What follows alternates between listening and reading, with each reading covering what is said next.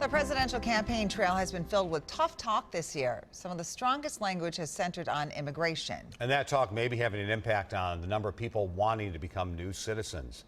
Government officials say they have seen a surge in the number of people applying for naturalization in Minnesota.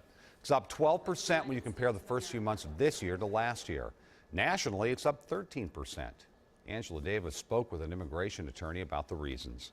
In doing our outreach and our educational presentations, people have shared their concerns with some of what's being talked about in the elections. The Immigrant Law Center of Minnesota offers free legal services to people who are applying for U.S. citizenship. Yeah, we have had some callers that have just said, I want to be able to vote in the election this fall.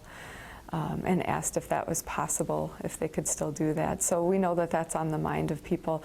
Attorneys say they can't point to just one reason for the increase in naturalization applications, but they're certain that anti-immigrant campaign rhetoric doesn't help. They've taken note of Donald Trump's call to build a wall along the Mexican border and to temporarily ban Muslim immigrants to the U.S. But I think he's not ready to be a president. Felipe Samamiejo says he became a U.S. citizen in 2002. We talked to him on the west side of St. Paul, where many families of Mexican descent live.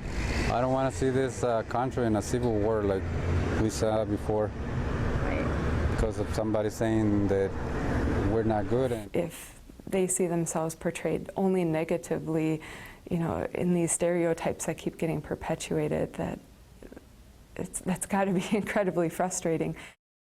Now, that attorney told me that one of the difficulties for many immigrants is the application fee in the citizenship process. It is $685. In order to become eligible, you must be 18 years of age, demonstrate knowledge of U.S. history and government, and you must be able to read, write, and speak basic English, unless you qualify for one of the exemptions to all of that. And is this just happening here or everywhere? Other states having the same thing? It's nationwide, and like one of the states that I looked into that's really seen an even more dramatic jump is Massachusetts. They've seen a 30% increase when you compare the number of immigrants who applied in the first quarter of this year to last year. So from January to March in Massachusetts, they had 8,000 people to begin the process, many of them citing a desire to hopefully be done with the procedure so that they will be able to cast a vote in that presidential election in November.